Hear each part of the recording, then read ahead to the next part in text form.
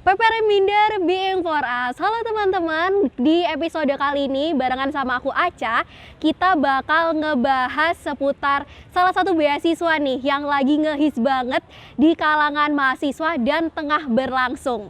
Dan narasumber yang kita undang di hari ini juga merupakan alumni dari beasiswa itu. Mau tahu apa? Yaitu beasiswa IISMA. Nah, buat yang belum tahu nih apa itu beasiswa IISMA, IISMA itu adalah Indonesian International Student Mobility Award yang dimana merupakan salah satu skema beasiswa dari Kemendikbudristek untuk membiayai mahasiswa untuk belajar di luar negeri selama 1 semester tentunya di kampus-kampus terkemuka dunia.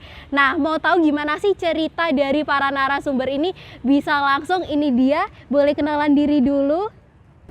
Oke, halo semuanya, nama aku Dava Putra Mlosigit, biasa dipanggil Dava. Aku dari program studi S1 Pendidikan Bahasa Inggris dari Universitas Negeri Surabaya. Dan di program IISMA 2022 aku alhamdulillahnya menjadi awardee di University of California, Davis di USA. Oke, keren. Hai guys, kenalin aku Syifa Khairunisa. Aku dari program studi Sastra Inggris Universitas Negeri Surabaya, dan di beasiswa IISMA ini aku mendapat kesempatan untuk berangkat ke Palacký University Olomouc di Ceko, Eropa. Oke, keren banget ya guys ya. Nah teman-teman, nantinya Kak Syifa dan Mas Dava ini akan menjawab pertanyaan-pertanyaan yang sudah terlist nih di buku yang udah aku pegang ini kayak gitu. Oke, mungkin kita bisa mulai aja ya dari pertanyaan pertama. Yang pertama adalah alasan memilih negara dan host university tujuan IISMA. Oke, alasan memilih. Mungkin dari aku atau dari Dari Mas Dava boleh. Dari aku juga. Ya. Oke. Alasan memilih negara dan host university tujuan IISMA waktu 2022 itu sebenarnya satu, aku dari dulu itu pengen banget buat studi pertukaran pelajar di negara yang berbasis bahasa Inggris. Jadi native first language-nya itu bahasa Inggris. Jadi itu adalah salah satu alasanku kenapa aku milih US, terutama untuk di daerah California ya. Dan untuk host university-nya kenapa aku milih di UC Davis itu soalnya dari course sih. Aku tertarik sama salah satu course-nya itu ada film studies. Sama ada psychology for neuroscience. Oke, itu jadi pembelajaran baru ya? Iya, benar banget. Oke, kalau Kak Syifa sendiri? Nah, kalau aku itu benar-benar based on course sih sebenarnya. Jadi kayak aku dari awal itu lebih searching tentang course-nya. Jadi di situ aku research banyak kan terkait hampir ya semua host uni itu aku lihatin yang benar-benar sesuai sama apa yang mau aku pelajarin di luar sana, dan akhirnya ketemu nih Palacký University gitu kan. Nah terus setelah mencari tahu lagi lebih dalam terkait host uni dan juga negaranya, ternyata ini sesuai gitu dengan apa yang aku mau. Pertama, kalau misal di Ceko itu ternyata kriminalitasnya termasuk yang rendah gitu, jadi itu adalah negara yang aman, iya kayak gitu. Terus juga aku pilih Eropa itu karena mereka tuh kaya sejarah kan, mulai dari peristiwa World War itu kan ada di Eropa semua kayak gitu sih. Jadi di situ aku juga dapat mata kuliahnya sejarah. Oke, keren. Mungkin kita bisa lanjut ke pertanyaan kedua ya. Gas. Oke. Apa persiapan yang perlu disiapin untuk teman-teman selama seleksi IISMA? Kalau dari Kak Syifa dulu gimana? Buat persiapan yang perlu disiapin, yang pertama ya, kalau buat pondasi awal pastinya niat dan tujuan kalian untuk ikut IISMA itu apa gitu. Itu harus kalian cari tahu kenapa kalian harus ikut IISMA. Terus yang kedua pastinya tes bahasa Inggris sih. Tes bahasa Inggris yang harus kalian siapin dari awal-awal banget. Kalau dari Mas Dava? Kalau dari aku pertama siap mental ya. Oke. Soalnya yang pertama prosesnya tuh panjang banget, lama banget, dan banyak nih saingan. Dan IISMA ini waktu itu kan juga cukup lagi booming-boomingnya. Jadi banyak yang Twitter bilang oh ikut IISMA bla bla bla dengan skor begini. Itu mental sih kalau kita nggak siap tuh ngaruh ya. Iya, ngaruh banget. Oke, sama berarti yang kedua itu nilai bahasa Inggris juga, seperti yang diomongin sama Mbak Cici. Oke, siap. Berarti motivasi dan mental tuh harus benar-benar kuat dan dipersiapkan ya. Oke, siap. Mungkin kita next ke pertanyaan ketiga, yaitu apakah ada fakta-fakta unik nih selama pemilihan course? Oke, mungkin dari aku dulu ya. Boleh. Ada satu fakta unik itu gini, mungkin lebih ke course-nya ya. Course-nya ini unik banget, itu ada Design of Coffee di UC Davis itu. Jadi ada course kayak dibawahi sama kayak fakultas atau jurusan teknik. Iya. Itu tentang gimana sih para ilmuwan itu berpikir menggunakan cara roasting coffee. Jadi brewing sama kita bikin kopi itu gimana. Oke. Itu menurutku keren banget dan bener banget buat ditawarin ke mahasiswa Indonesia, soalnya di Indonesia banyak banget terkenal sama kopi luwaknya, banyak warkop juga. Jadi gitu sih. Banyak pecinta kopi juga. Nah, bener. Tapi menariknya kalau selama ini kita tahu kalau membuat kopi itu cuma untuk barista, cuma kayak ahli-ahli profesional. Tapi ini ada kuliahnya juga ya. Oke. Kalau dari Mbak Syifa? Nah, kalau aku sendiri selama pemilihan course itu kan aku melakukan research yang course-course yang ditawarkan oleh universitasnya itu. Betul. Di luar yang ditawarkan oleh ISMA. Nah, terus habis itu di sini ketemu deh ternyata di Palatsky itu ada Indonesian Studies. Jadi di situ ada jurusan bahasa Indonesianya gitu kan. Nah, ini yang menurutku jadi poin unik gitu. Kok ada gitu jurusan bahasa Indonesia di Ceko gitu, bayangin kan. Nah, ini akhirnya aku kayak pengen cari tahu lebih dalam, dan ternyata emang waktu udah masuk ke situ gitu kan, kita emang banyak berkomunikasi dengan mahasiswa-mahasiswa Ceko yang belajar Indonesian Studies, dan mereka itu benar-benar respect terhadap budaya Indonesia gitu. Bahkan kemarin itu kita sempat mendatangi kayak open launching buku gitu, yaitu penerjemahan puisi Amir Hamzah dari bahasa Indonesia ke bahasa Ceko kayak gitu. Nah, itu kenapa aku juga pilih Palatsky gitu. Itu menarik ya. Oke, mungkin biar lebih menarik lagi kita next ke pertanyaan selanjutnya. Boleh. Yaitu apa tahapan yang paling sulit nih selama proses seleksi? Kalau dari Mbak Syifa? Atau esai? Kalau dari Mas Dava? Esai juga. Esai juga. Kenapa? Mungkin kasih alasannya sedikit. Esai ya, pertama itu benar-benar butuh waktu yang panjang dan butuh self reflection ya di situ. Jadi kita benar-benar harus paham dengan diri kita, dan kayak kita harus ngelakuin research sebelumnya, terus gimana kita menyusun framework di setiap kalimat gitu kan, harus runtut, dan belum juga kita harus menyisihkan waktu untuk proofread gitu. Jadi ya banyak yang harus dilakuin. Oke, siap. Mungkin kita langsung next juga. Boleh.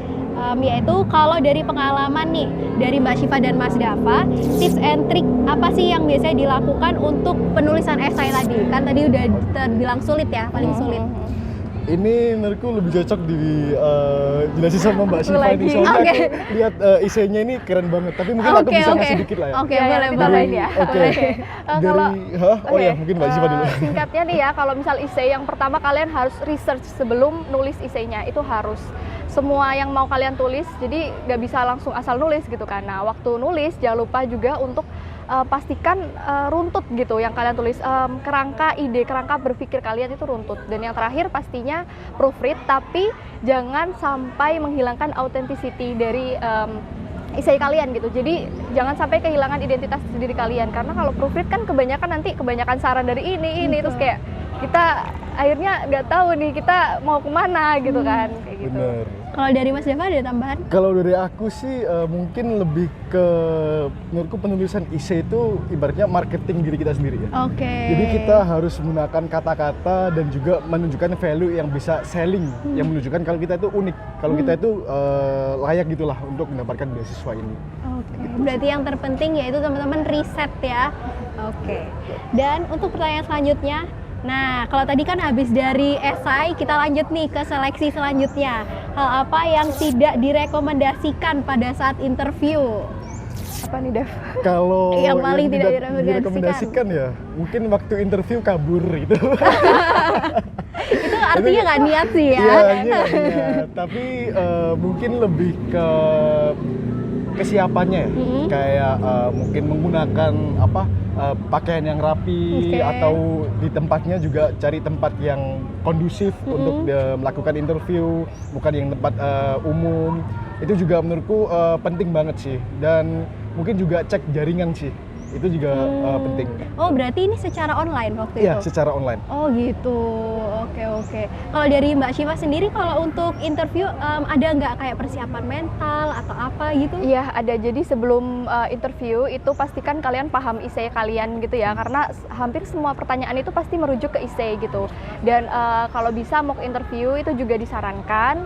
Pokoknya harus benar-benar well prepare sih kalau menurut aku. Jadi kalau yang paling tidak direkomendasikan adalah nggak ada persiapan sama sekali. Oke, Bagus, siap. bagus. Jadi persiapan itu paling penting ya guys ya. Oke, dan kita lanjut ke pertanyaan selanjutnya, yaitu tantangan terbesar selama berada di negara host university dan bagaimana cara menghadapinya. Kan tentunya dengan culture yang beda, orang beda, negara beda, itu rasanya kayak entah berantah yang kita nggak pernah ke situ. Nah gimana nih, kalau dari Mas Dava dulu gimana? Kalau dari aku itu mindsetku itu gini, aku nggak punya ekspektasi apa-apa waktu berangkat ke sana. Jadi aku nggak berharap yang nanti di US bakalan gini, nanti di US bakalan gitu. Itu untuk mengurangi hal-hal yang tidak aku pengen, itu aku mengurangi ekspektasiku. Itu pertama. Jadi yang pertama kalau menurutku itu mengurangi ekspektasi. Nah, tapi setelah di sana itu aku menemukan tantangan terbesar itu untuk bisa berbaur dengan kayak warga lokal ya, warlock lah, berbaur sama orang-orang di situ. Itu karena aku juga kurang pede dalam bahasa, kayak aku sempet dalam bulan-bulan awal tuh kurang pede gitu, jadi aku lebih pengen interaksi sama teman-temanku aja. Jadi aku mengurangi interaksi sama warga lokal. Jadi tantangan terbesar itu menurutku di itu. Bagaimana kita bisa engage sama the local community gitu sih. Oke, kalau dari Mbak Syifa? Kalau aku, nah kalau tadi kan Dava nggak ada ekspektasi nih. Nah kalau aku pastinya aku tuh lebih suka prepare gitu kan apa-apa. Jadi kayak aku bener-bener cari tahu culture di sana tuh gimana, orang-orang di sana itu karakternya gimana gitu, untuk mempersiapkan itu gitu. Dan ternyata benar kalau orang Ceko itu kan dia agak indifferent gitu ya. Jadi di situ nggak kaget. Kalau orang Indonesia kan pasti kita senyum gitu kan ketemu. Nah di sana kalau kita senyum tiba-tiba itu aneh gitu kan. Jadi ya itu gimana kita menyesuaikan diri sesuai dengan culture mereka gitu kan. Tapi juga nggak menghilangkan identitas kita sebagai warga Indonesia gitu sih. Berarti yang kalau dari tips Mbak Syifa yaitu riset sekali lagi ya teman-teman ya. Kalau dari Mas Dava yaitu jangan berekspektasi terlalu tinggi. Benar. Karena nanti kalau misalnya jatuh sakit dan malah kena mentalnya ya. Oke, kita lanjut ke pertanyaan selanjutnya, yaitu apa perbedaan budaya terbesar antara Indonesia dengan negara yang host university di ISMA, dan apakah budaya tersebut ke depannya menurut Mbak Syifa dan Mas Dava itu bisa diterapkan di budaya Indonesia? Dari aku dulu nih. Ya boleh. Boleh. On time, budaya On on time guys, gak ada jam karet di Ceko ya. Jadi itu aku juga udah mulai terapin di sini. Kayak kalau misal kita udah janjian jam segini, biasanya aku minimal 15 menit itu sebelum pertemuan, sebelum jam janjiannya itu udah siap gitu di situ. Nah itu yang menurutku paling bisa diterapin sih di Indonesia, dan emang ya harus bisa. Kalau dari Mas Dava? Kalau dari aku mungkin lebih ke budaya akademiknya ya, dimana respect antara dosen sama mahasiswa itu benar-benar dijunjung tinggi. Interaksi di kelas itu bahkan udah nggak perlu yang dosennya ini nggak ada yang mau tanya bla bla. Mereka tuh udah interaksi, tanya jawab, exchange questions and answer-nya itu udah benar-benar kayak aktif banget itu. Dan menurutku itu bisa banget diterapin di Indonesia, terutama di dunia perkuliahan ya, dimana orang-orang di sana yang aku lihat itu ambil matkul atau ambil jurusan tuh karena mereka ingin belajar itu, bukan karena kewajiban atau ikut-ikutan, tapi mereka ya pengen studi di sana, ingin mempelajari hal itu lebih banyak. Jadi ketika dari mereka itu ada yang menemukan kebingungan, itu mereka bakal lebih proaktif itu. Oke. Menarik sekali ya teman-teman ya pembahasan kita kali ini, di mana kita udah tadi ngebahas seputar ISMA dan kehidupan para alumni ISMA dari UNESA selama belajar di luar negeri. Dan mungkin aku mau ucapin terima kasih buat Mbak Syifa dan Mas Dava buat udah nyepetin waktunya berbagi kisah ke teman-teman kita yang ada di sini. Dan buat teman-teman semua jangan lupa juga untuk subscribe, like, dan share video ini ke teman-teman kalian semua. Semoga bisa menjadi penyemangat buat teman-teman yang sedang menjalani tes seleksi ISMA tahun ini dan juga bisa menjadi insight baru untuk teman-teman yang mau daftar di ISMA tahun depan.